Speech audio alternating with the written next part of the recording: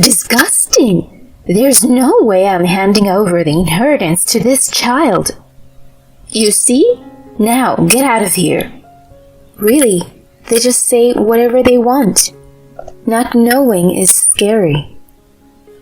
Fine, then I'll just file for alimony. Say what? Well, you've been having an affair, haven't you?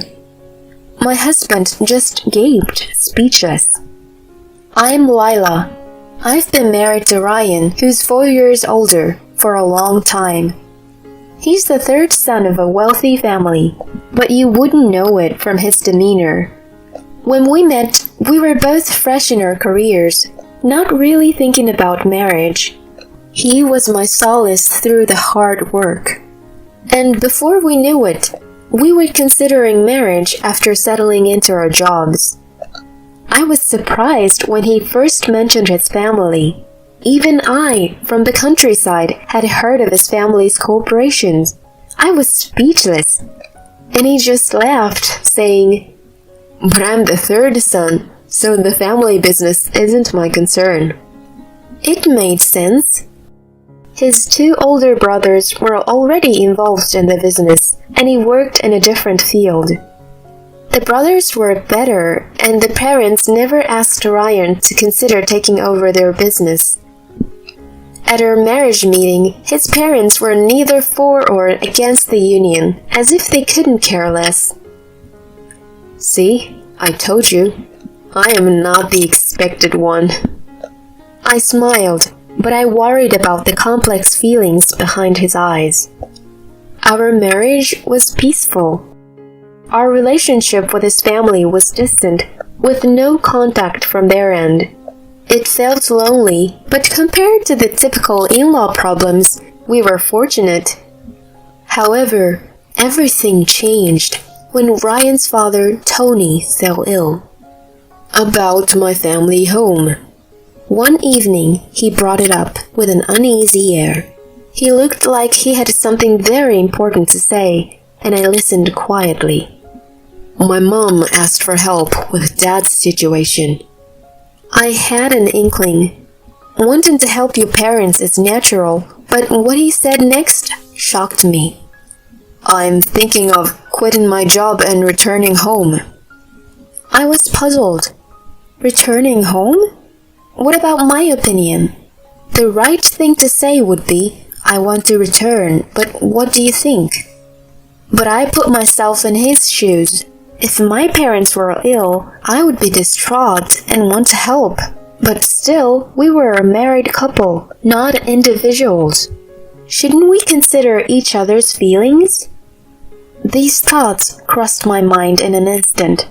Yet, I didn't want our relationship to crumble over this, so I let it go, missing a crucial point about his character. I understand, but we're a couple.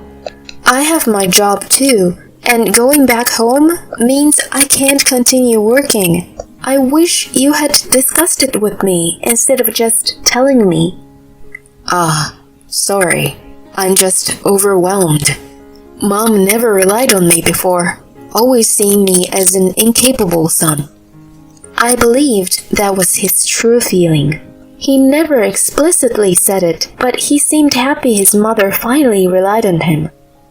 Later, I met his mother, Mary, after almost a year. She looked frail and weak, and Ryan seemed genuinely worried about her. Lila, you must think I'm selfish, calling you both back like this. I'm sorry. We don't know how much longer Tony has. When I thought of you too, I didn't want to have any regrets. I want to cherish my family.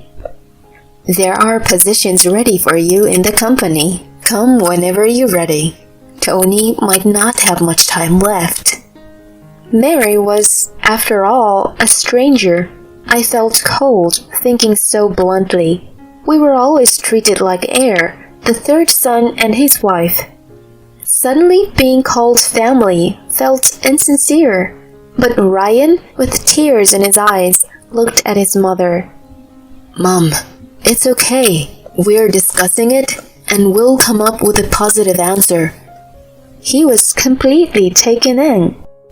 Eventually, Ryan and I quit our jobs and joined Tony's company, agreeing to live with him. I had no regrets about quitting, joining the company, or moving in. However, being deceived was another story. It turned out the promise of working at Tony's company was a blatant lie. I only did miscellaneous tasks there for less than 3 months. Then, I was relegated to Tony's caretaker.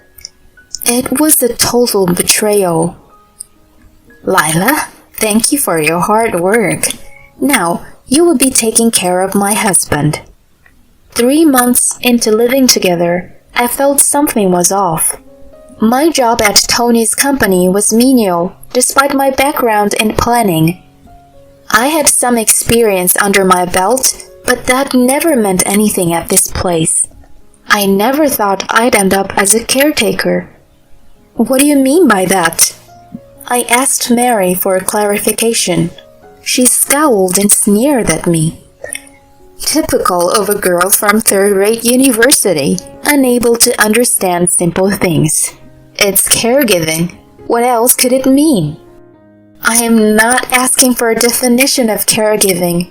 Do I really need to spell it out for you from 1 to 10? How dare you speak to me like that? So rude. Rude? I didn't intend to be. Talking back is rude enough. I am Ryan's mother, you know. I know that, but that wasn't my point. I was asking if they planned to use me as a caregiver from the start.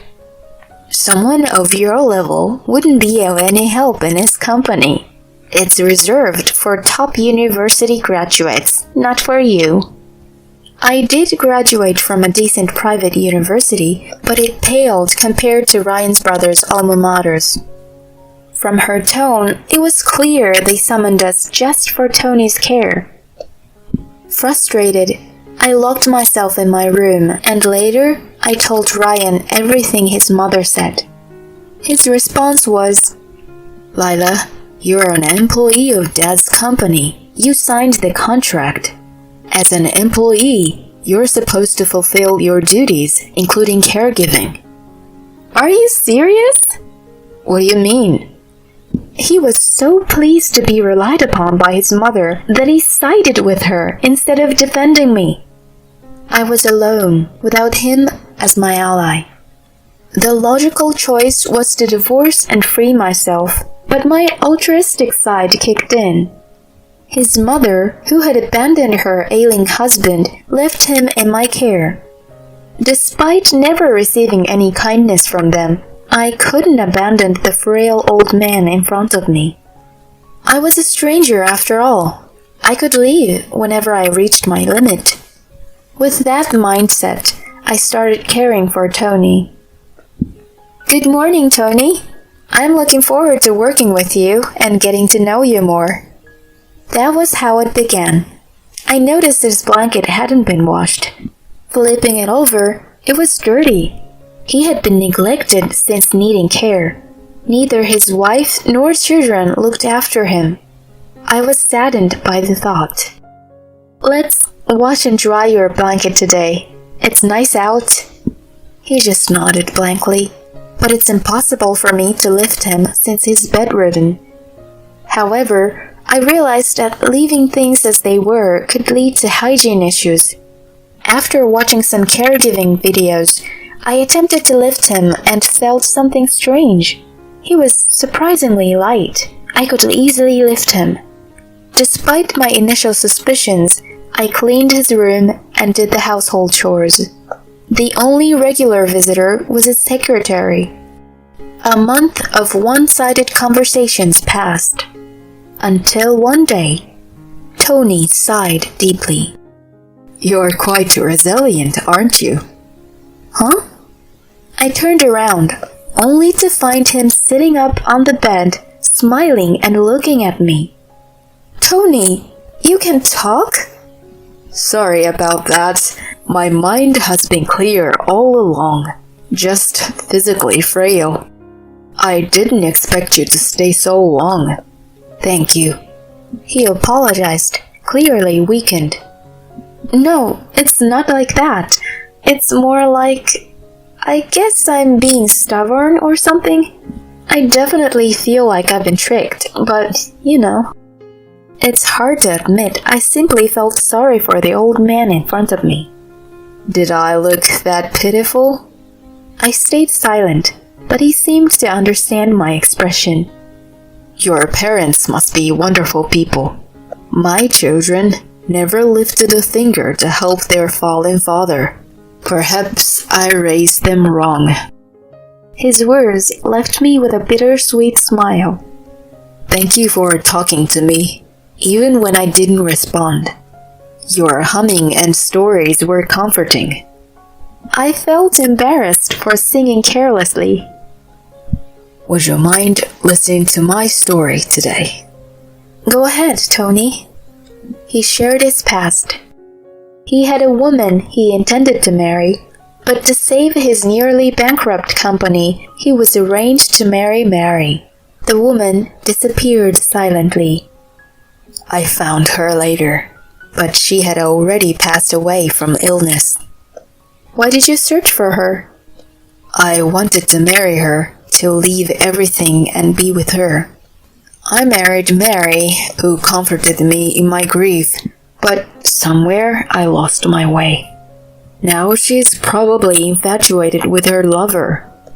Mary's affair was shocking, but it made sense why she never came home. Sorry for the unpleasant talk. Lila, could you stay by my side a bit longer? Initially, I approached my relationship with Tony thinking I could leave any time, but eventually he became a part of my life. Surprisingly, I didn't find the caregiving burdensome. I was simply fulfilling his requests. However, as time went on, his health deteriorated, and a year later, he was almost entirely bedridden. Despite his physical decline, he remained mentally sharp. I continued to tend to his small requests every day. During this time, Mary rarely showed her face, and Ryan, my husband, also stayed away. My attempts to contact him went unanswered. My love for Ryan had dried up. He didn't even come to see his own father, and left me alone in this house. I decisively hired a private investigator and found out about his affair. I wasn't shocked. Perhaps it was a woman's intuition, but I had a rough idea about his actions. I decided to divorce him and leave this house after Tony's passing. Amidst these plans, Tony had a seizure and was rushed to the hospital. Once stable, he began issuing various instructions to his secretary and lawyer. He called me to his hospital room and meticulously explained what would happen with the inheritance, outlining a plan that would send his neglectful wife and 3 sons spiraling. A few months later, Tony peacefully passed away. I was there with his secretary for his last moments. Mary and his 3 sons showed up without a tear, immediately discussing funeral arrangements. Mary turned to me with a smirk. It's good you could fulfill your duty as a wife. I thought you were useless, but you found your purpose. Now you have no relation to our family anymore. We'll handle everything, so please leave. I looked at Ryan, who wore a smug smile. That's the situation, so we're good with the divorce, right? Don't worry, I'll give you a fair amount of money. Just don't talk about the inheritance, okay? Disgusting! Thinking about the inheritance. I would never give it to someone like you. You know now, so leave. Really, they just say whatever they want. Not knowing is scary. Fine, then I'll just file for alimony. Say what? Well, you've been having an affair, haven't you? He just gaped, speechless. Mary was caught off guard and had the same reaction. I'm actually surprised that he didn't think I was onto him. Wait a minute, the fault is yours for not being able to get pregnant. No, that's not it. Regardless of whether I can get pregnant or not, infidelity is wrong. I have the right to claim alimony. You see, Ryan has a child now. What? Mom, stop. I hadn't been aware of this development. She had just given me concrete proof of the affair. Oh, there's a child. Congratulations. Ryan, make sure you pay the alimony. Let's go with the standard $70,000. Paid now and we can divorce. $70,000? That much? It's a small price for a divorce. $60,000 for you and $10,000 for her. That's the going rate. Well, he looked awkwardly at his mother. Fine, that's a small price to get rid of this nuisance. I have fulfilled my role, so I'll leave. How obedient. After all, you're just after the money. Don't ever show your face to us again. We'll see about that. I'm sure I'll be seeing you in a few days. I quietly left the room. Ryan paid the alimony in 5 installments over the next few days, and we divorced. I'm free now. Later, I was called into a meeting room by Tony's company's legal counsel, where I found Mary and Ryan with visibly strange expressions. Why is Lila here? It's the president's will. Tony wanted me to witness everything to the end. Mary and her family reluctantly complied with the lawyer's prompts. The lawyer began.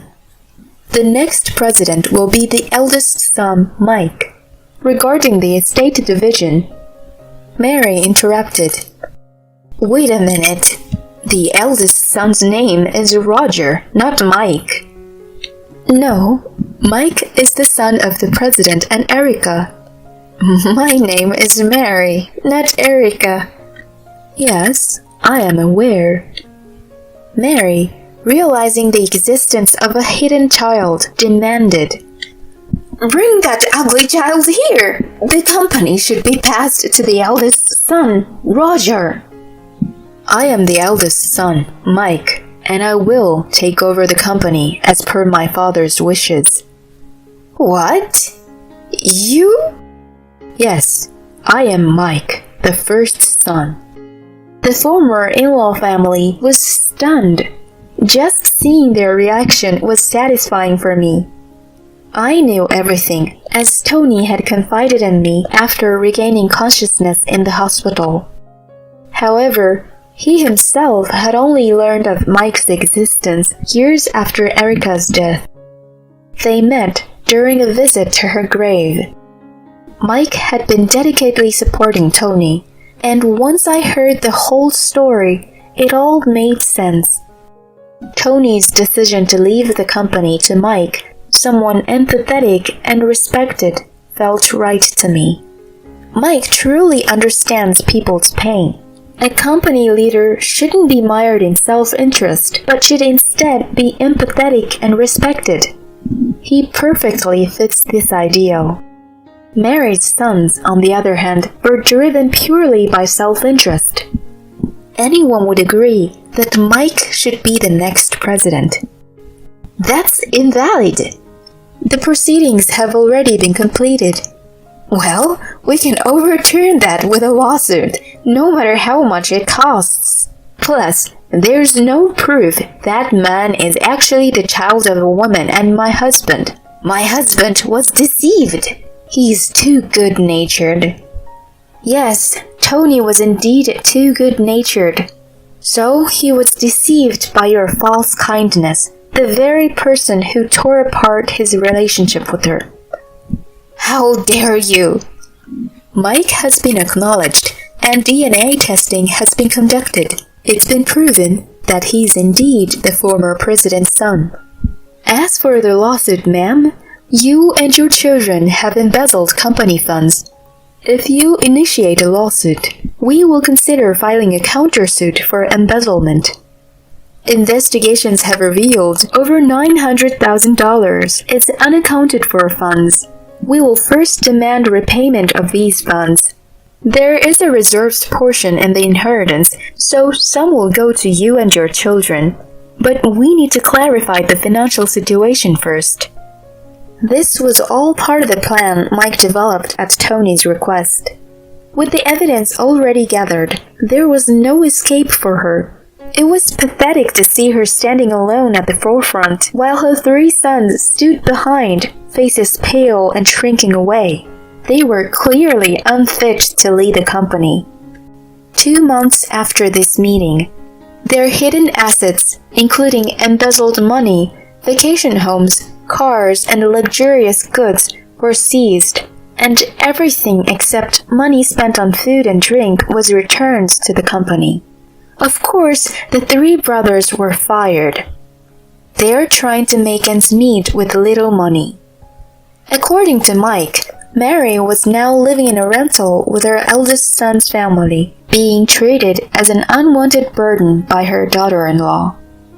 As for my ex-husband, he tried to reconcile several times, but I refused. He didn't extend a helping hand during the toughest time of my life. I owe him nothing. I was deceived too. That child she was carrying wasn't mine. You get it, don't you? I was just wanted to protect it. But since it isn't mine, there's no need to protect it. Give me another chance. I promise I cherish you this time. No thank you. That was our last conversation. I heard he was now working in traffic control, at least showing some willingness to work. 6 months later, I started my second life. I was now working in the planning department at Mike's company, grateful to Tony for not only arranging the job but also giving me a substantial gift before his death, tax included. This, however, remained a secret known only to the lawyer, Mike, and myself. Even though Tony was no longer my father-in-law after the divorce, I regularly visited his grave to pay my respects. Thank you, Tony.